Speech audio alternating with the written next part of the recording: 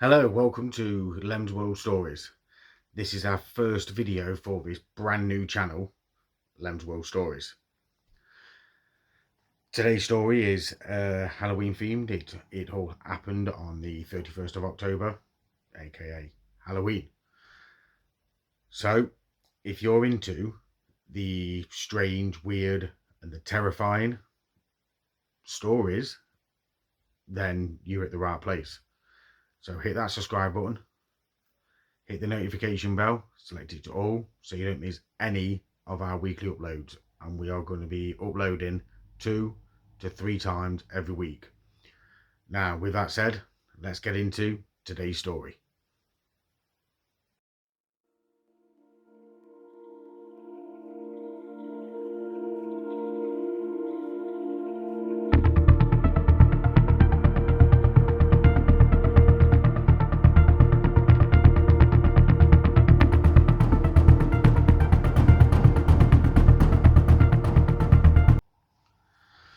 So it was the 31st of October, and Devin Griffin was on his way home from church service.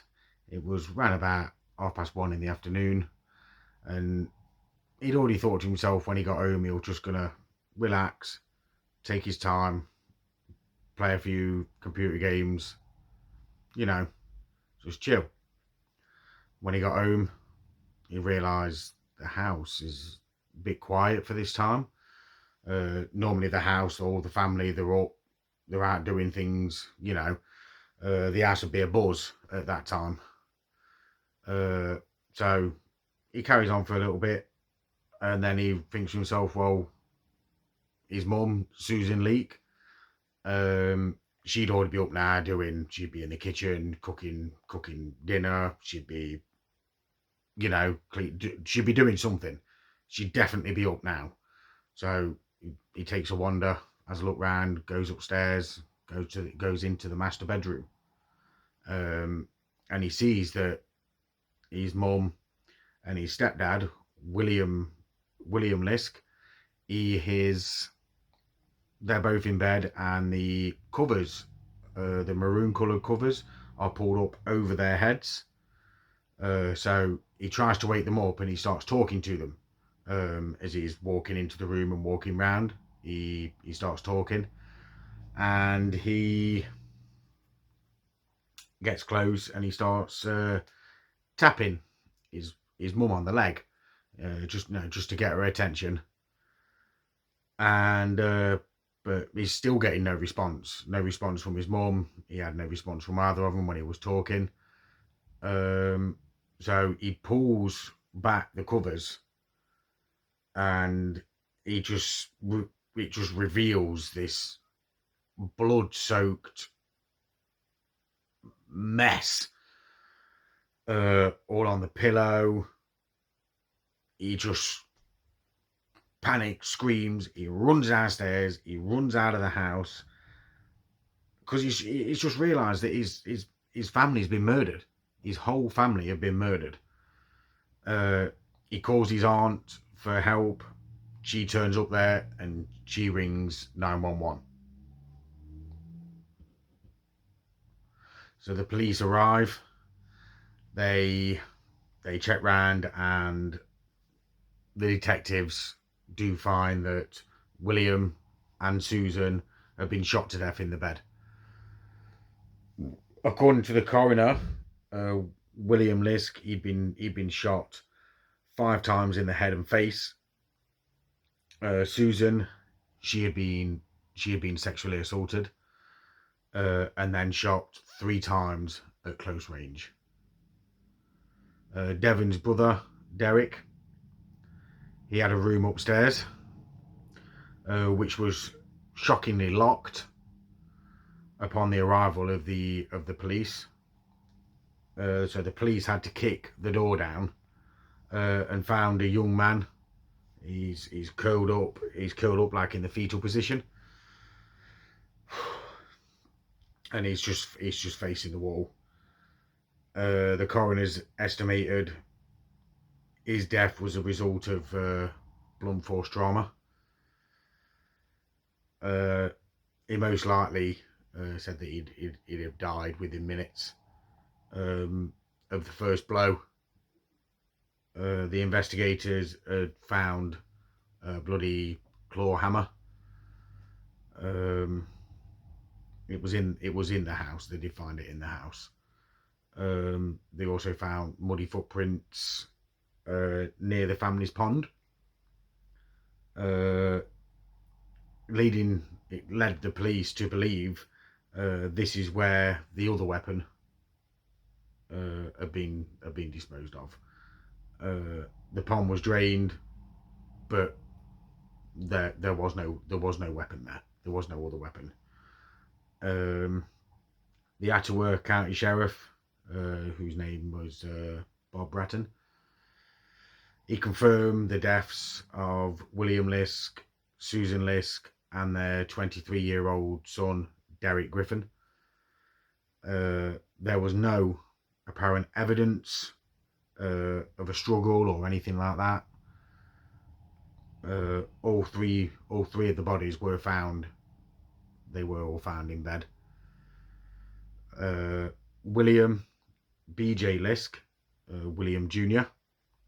He's the son of William Liske. He was immediately identified as a suspect. He was charged with 1 count of murder. Right at the time of his arrest, this allowed them to hold Liske Jr. Until the case was able to be presented to a grand jury.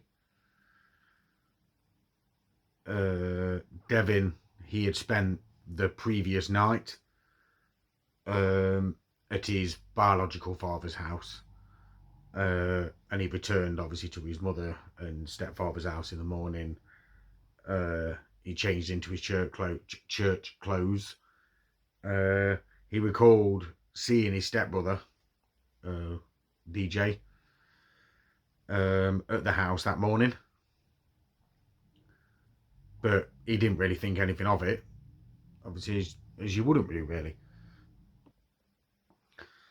Obviously, the police looked back on the records of William Jr.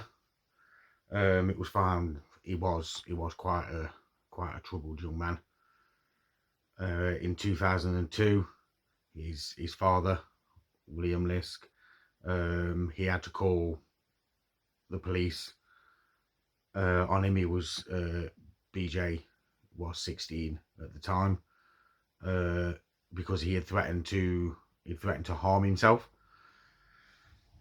And then again in October 2004, BJ had gotten into a fight with his stepmother, and he struck her hard in the chest. He was charged with a felonious assault and robbery 2 months after that, for stealing Susan Liske's car keys after hitting her with a coffee mug. Those charges were dropped against him.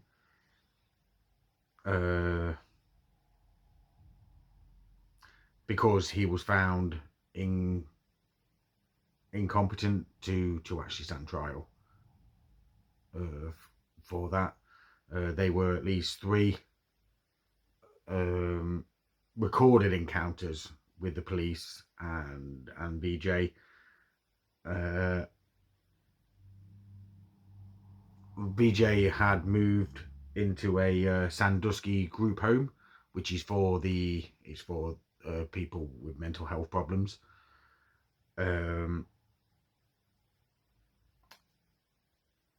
He had physical fights there between him and his father.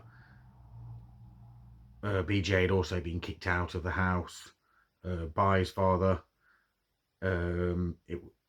BJ was 18 at the time when that had happened.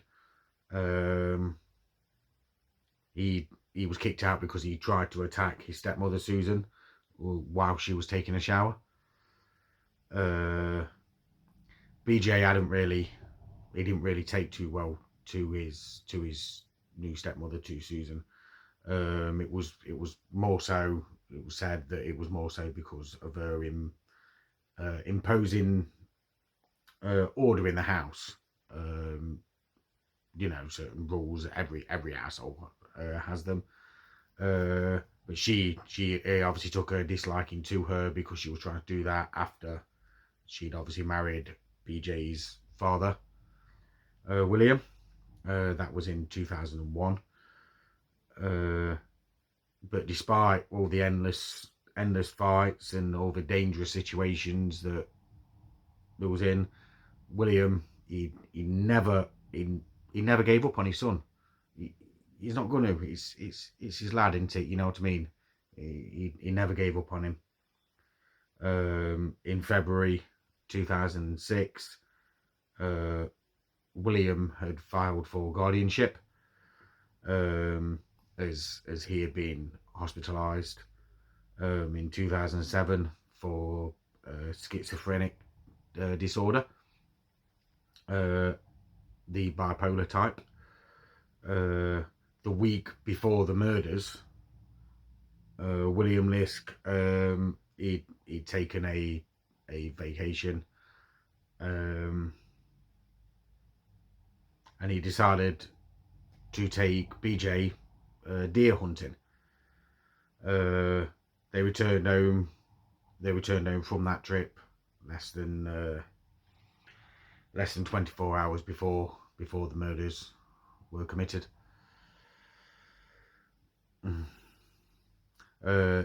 Neighbours always did feel a bit wary of BJ, and they suspected him of killing neighbourhood pets and torturing them as well. After the two had returned from their deer hunting trip, William and BJ they got together with some friends, had a few beers. Derek Griffin, William's stepson, he was 23 at the time. He was not there because him and BJ they didn't really get along. They didn't really get on at all. William had allowed BJ to spend the night at the family home. He'd done that obviously because they'd been drinking, and he didn't want him driving back to Sandusky. They'd made the couch up for him anyway. It had already been made up for him, so he could get his head down on the couch, and then when he's all right in the morning, he'd be able to, jump in car and drive back.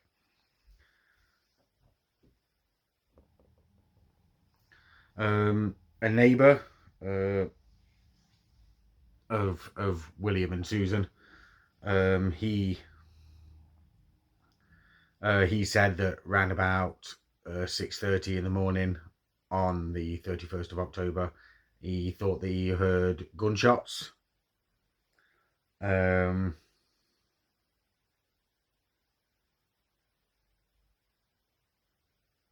then after Devin, who'd obviously stayed at his biological father's, went back to his mum and stepdad's house, his house where he stayed, to get changed, and he saw BJ. After then, BJ actually took the family's Ford F-150, and he drove it to the hunting cabin, where him and his dad, William, where they'd been when they was hunting. They literally just come back from there the day before. He was there less than an hour before the Carroll County Sheriff's Department's deputies, they tracked him down and they arrested him. BJ did plead guilty in 2011 on 3 counts of aggravated murder. In exchange for his plea, prosecutors agreed not to seek the death penalty, and instead they recommended that Liske be sentenced to life without the possibility of parole. According to the Sandusky Register, BJ was 29 at the time. He was found dead in his cell on 31st of March, from a self-inflicted injury. Obviously, we don't know whether he took his own life.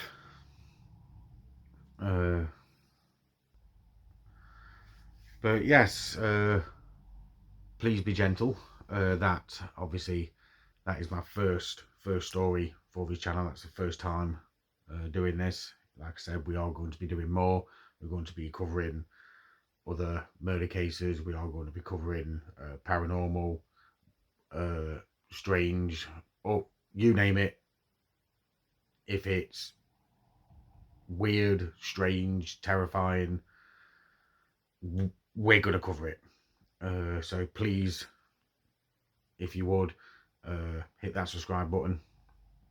Don't forget to hit the bell, put on all notifications, so you don't miss any of the weekly uploads. Leave your comments down below if you have a story that you've seen or come across or anything like that that you think would make a good story. Please get in touch. All my links are in the description below. You can find me on Instagram and you can find me on Twitter. So yes, so we'll see you again next time on Lem's World Stories. So yes, so we'll see you again next time on Lem's World Stories.